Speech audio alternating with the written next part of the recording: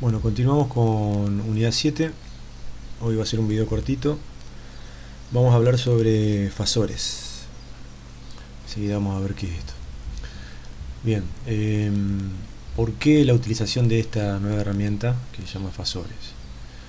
Bien, porque para analizar o diseñar redes, circuitos de corriente alterna, tenemos que hacer operaciones de voltaje y corriente, como cualquier circuito, como lo veníamos estudiando también en corriente continua, ¿no? Pero en corriente alterna los voltajes o las corrientes, digamos, varían en forma senoidal en función del tiempo, o sea, están cambiando permanentemente. Entonces, si yo quiero analizar a lo largo de todo el tiempo qué es lo que pasa con la tensión en la corriente, tendría que tomar los valores instantáneos y hacer, digamos, una resolución típica de la que estamos haciendo en corriente continua, pero para cada valor instantáneo. Sería algo totalmente impráctico e imposible de hacer. Bien, entonces, ¿qué herramienta hay para solucionar este tipo de situaciones? Es asociar un número complejo, o sea, un número que tenga parte real y parte imaginaria, asociarlo con una función senoidal o con una señal, para nuestro caso, de tensión y de corriente. Entonces, si yo a una función tipo seno-coseno, que me va a representar corriente o tensión, le asocio un número complejo, yo después las cuentas que tengo que hacer son cuentas con números complejos, las cuentas que tengo que hacer para resolver o analizar un circuito, que eso vamos a ver en un segundo paso. Pero ahora lo que vamos a ver es cómo asociamos entonces un número complejo con una señal tipo senoidal. Eso es lo que vamos a ver hoy en este video. Bueno, entonces una señal senoidal la podemos representar en el plano complejo mediante un vector. Un vector que tiene componente imaginario y componente real. El plano complejo, por ejemplo, es este, donde este eje tiene números reales y este eje tiene números imaginarios. Entonces cualquier punto sobre este plano va a estar formado por una dupla serie de números reales e imaginarios, y eso va a ser un número complejo. Bueno, donde tengamos ese punto va a apuntar un vector desde el origen.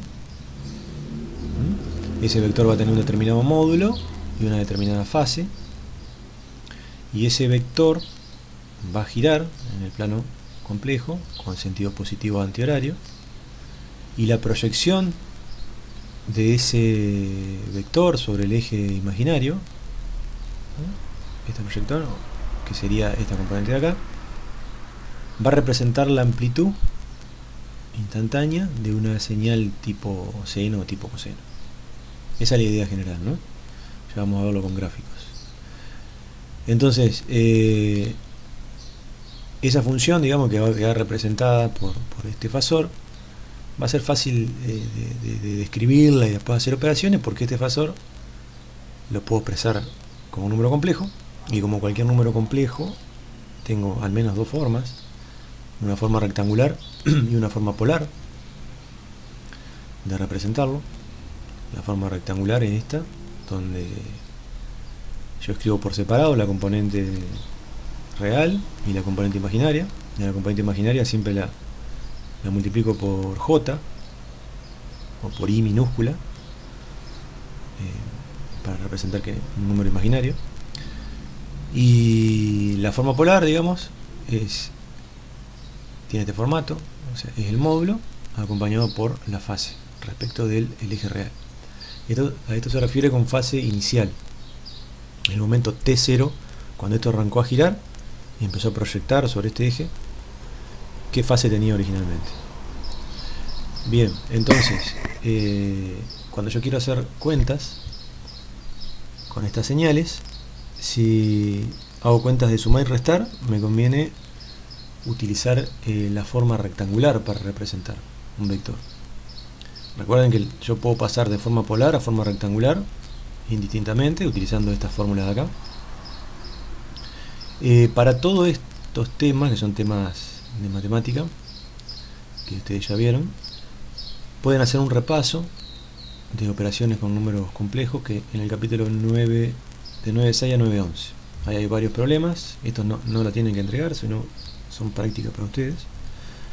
Les recomiendo hacerlo, digamos, si están un poco olvidados del tema, porque de ahora en más son todas cuentas con números complejos. Así que bueno, retomo, yo puedo pasar entonces de un formato a otro utilizando este tipo de fórmulas, de rectangular a polar o de polar a rectangular. También les voy a, más adelante les voy a mostrar cómo hacerlo con la calculadora, pero lo importante es que yo puedo entonces, según la operación que tenga que hacer, pasar de un número de una forma a otra. Si quiero sumar y restar, me conviene utilizar esto, porque yo puedo sumo las partes reales por un lado y la parte imaginaria por el otro y solucionar el problema. Y si quiero hacer operaciones de multiplicación o división, tengo que usar la forma polar, donde bueno, hallo el cociente o el producto de los módulos y la fase la sumo y la resto según esté multiplicando o dividiendo. Ya vamos a hacer algún ejemplo. Y si no, recuerden hacer el repaso que les dije recién. Bueno, veamos algunas cosas con un ejemplo. El módulo del fasor representa el valor pico de la señal senoidal. Cuando yo hago la proyección sobre el eje imaginario, bueno, lo puedo hacer para este lado o para este lado, pero siempre proyecto sobre un eje vertical. Una forma simple, digamos, de por ahí verlo un poco mejor es si, imagínense que pongo una linterna de este lado, y si el vector tiene esta inclinación, entonces la linterna me va a dar una sombra, me va a dar un puntito acá, donde va a ser esa sombra, digamos, va a representar la amplitud de la señal senoidal en t igual 0. Esto a medida que avanza va a girar para aquel lado, entonces este vector se va a poner cada vez más vertical, y al ponerse cada vez más vertical, a medida que pasa el tiempo, ¿no? Esto es un eje de tiempo, en realidad es un eje de ángulo, porque omega por t es ángulo, pero está en función de t. A medida que avanza el ángulo o que avanza el tiempo, fíjense que este punto se va a hacer cada vez más alto, y también me toca mover en este sentido, porque estoy avanzando en ángulo o en tiempo, entonces este puntito, fíjense que va a hacerse cada vez más alto, hasta que esto se pone completamente vertical y llega a su máximo, la máxima representación que es acá. Cuando pasa del otro lado de este cuadrante, empieza a achicarse de vuelta la proyección, y así sucesivamente para los 4 cuadrantes. Bien, entonces la amplitud, una de las opciones, vamos a ver que hay otra opción, la amplitud de este fasor representa el valor pico de la señal senoidal que yo quiero representar con este fasor, ¿no? El ángulo respecto del eje real representa la fase. Tomamos siempre como referencia una señal tipo seno para t igual 0. Bueno, a medida que gira la proyección sobre el eje imaginario representa el valor instantáneo de la señal, ya lo dijimos. Con este tipo de representación fasorial yo puedo en un mismo plano representar distintos fasores con la única condición de que todos giren a la misma velocidad. ¿Qué quiere decir? Que todas las señales tengan la misma frecuencia. Yo cuando tengo señales de la misma frecuencia, bueno, puedo ponerlos en el mismo plano y hacer operaciones entre sí. No quiere decir que yo no pueda poner fasores de otra frecuencia, porque eso de hecho se usa en otro lado, pero las operaciones que vamos a hacer nosotros van a ser fasores que representan señales de la misma frecuencia. Entonces los puedo sumar, restar, hacer cualquier operación sin ninguna dificultad. Vamos a ver un pequeño ejemplo. Yo tengo acá un fasor que tiene módulo 5 y una fase inicial 30, que me representa una señal de corriente, y después tengo otra corriente representada por otro fasor de módulo 6 y fase inicial 60. Bueno, y quiero saber qué señal me da en el dominio del tiempo cuando yo la sumo. Bueno, yo en principio lo que tendría que hacer es, si lo quiero hacer todo en el dominio del tiempo, tomar la señal esta, la de 5 amperes, que es esta que está acá, esta senoide que está acá, está representada por este fasor, y este fasor va a representar a esta otra que está acá. que tienen picos 6 amperes, porque cuando esto está totalmente vertical me va a dar un pico de 6 y este me va a dar un pico de 5, que es lo máximo que llega a esta señal de acá. Bueno, yo para hacer esto en forma únicamente del dominio del tiempo o analíticamente tendría que sumar punto a punto. Tendría que decir, bueno, este valor más este valor en t igual 0 me va a dar esto. Me corro un poquito para acá, este más este me va a dar este. Bueno, sería interminable. En cambio, hacerlo en forma fasorial sería sumar estos dos fasores, o estos dos vectores giratorios, con la regla del paralelogramo. Este más este, si a este lo pongo acá donde termina este, me va a dar esta distancia acá, a donde apunta va a ser el resultado. Bueno, sumar en forma gráfica, ¿no? Dos vectores. Cuando hago esa operación voy a obtener este fasor más largo, que es la suma de estos dos, que va a tener por supuesto otra amplitud y otra fase. Y esto también representa una señal en el dominio del tiempo, que esta señal va a ser la suma de las dos corrientes. Esto es un ejemplo típico de cosas que podemos hacer con fasores. Bueno, acá habla un poco sobre el método a utilizar cuando utilizo fasores para resolver circuitos. Y permanentemente voy a tener que convertir señales del dominio del tiempo al dominio fasorial. El dominio fasorial, o sea, la representación de un número complejo, la voy a hacer en forma polar o en forma cartesiana, también eso voy a elegir. Y se trata un poco así del método, yo lo voy a resumir a esto.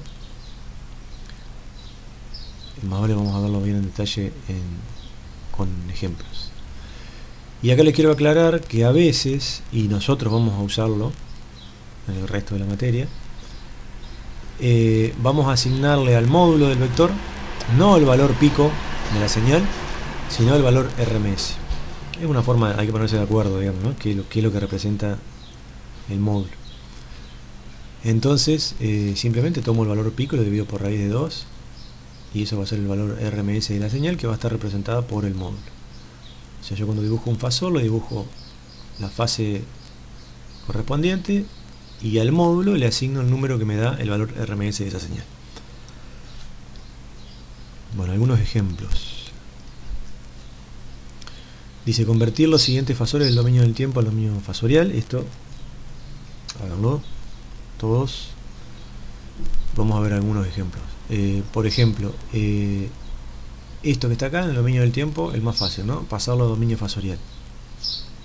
Tomo el valor pico, todo lo que está delante de la función seno, recuerden que es el valor pico, y esto se lo tengo que asignar al módulo, pero visto como valor RMS. Entonces a todo esto lo divido por raíz de 2 y me va a dar el módulo del fasor. Y en representación polar, ¿no? Y la fase de ese fasor es 0, porque esto no tiene sumando nada acá dentro del argumento. Bueno, tomo esto, lo divido por raíz de 2, lo multiplico por 0,707, me va a dar el módulo. Y la fase va a ser todo lo que indica acá adentro, más 72, fase 72. Y esto va a ser un fasor que representa esto. Bueno, y acá tengo una señal tipo coseno, pero dijimos que nosotros vamos a tener como referencia la función seno.